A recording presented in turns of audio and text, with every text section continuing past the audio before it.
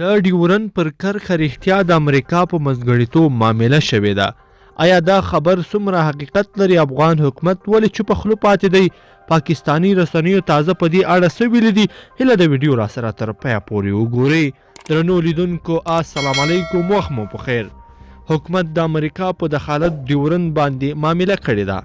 له پاکستان څخه د اردو ژبې خپرېدونکي جنګ ورځپاڼې په دې وروستیو کې په یو تحلیل کې ویلي چې تیرو شپږو کلونو را په دې خوا د امریکا په مالي ملاتړ پر ډیورن فرضي کرښه د اغزن تار غځولو پروژه د بشپړېدو په حال کې ده. د جنګ ورځپاڼه وایي د دغې پروژې په تکمیلېدو سره دا ثابتېږي چې افغانان هم په اوسني حالت راضي او د ډیورن مسله یوې خوا بولي. سرچینې د پوښتنې په ډول لیکلي چې په دې تړاو د افغان حکومت او طالبانو یو شان چوپتیا په څه معنا ده؟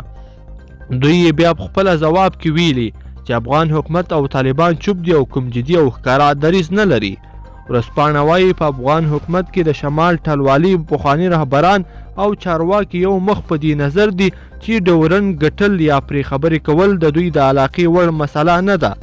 سرچینه زیاتوي دغه راز طالبان چې د تیرو څو کلونو را په دې خوا په اکثریت مهمو مسایلو نظر څرګندوي او د افغانستان په راتلونکي کې مهم او کلیدي دي.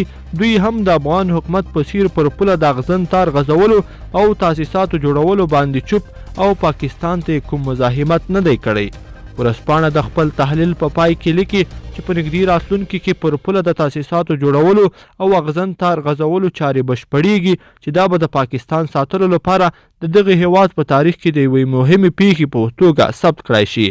دا تحلیل داسې مهال خپریږي چې تازه د پاکستان حکومت د ډیورن پر تپل شوې کرښه نوي تحرکات پیل کړي دي.